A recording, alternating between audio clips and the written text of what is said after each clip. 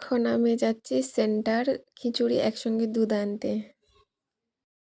আজকে আমাদের দুপুরের খাওয়াতে ছিল দেখো বাসন্তী পোলাও, শাক ভাজা আর মাংস, তোমরা দেখতেই পাচ্ছ। তো খাওয়া দাওয়ার পর দুপুরে বেরিয়ে পড়েছিলাম আমাদের গ্রাম্য পরিবেশটা তোমাদেরকে ঘুরে দেখাতে। ঠিক আছে, এই দেখো মাঠ, এই সাইডের যেগুলো দেখতে পাচ্ছ এগুলো হচ্ছে কলাইশুঁটি শাক, ঠিক আছে, টমেটো গাছ, এগুলো এখনো কিছু লাগানো হয়নি, মাঠ পরিষ্কার হয়েছে। তোমাদেরকে একটা জিনিস দেখাবো, দেখো বাতাবি।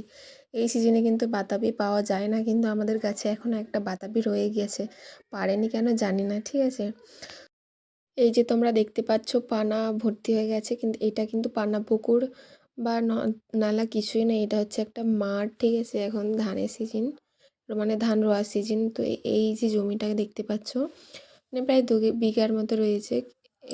এতে কোনো চাষ, কোনো রকম চাষ হয় না বলে জমিটা বিগত 2 বছর ধরে কি 2.5 বছর ধরে পড়ে আছে, যার জন্য নোংরা আবর্জনা বা এরকম ছোট ছোট ঘাস বা এগুলো যা বলতে পারো, পানা, আমাদের গ্রাম ভাষায় পানা বলে, এইসবের সৃষ্টি হয়েছে। ঠিক আছে, কিন্তু এখান থেকে একদিকে উপকার হয়েছে, যাদের গরু আছে এখান থেকে এই পাতা শাকসবজি এগুলো কেটে নিয়ে যায় তার জন্য, তাই না।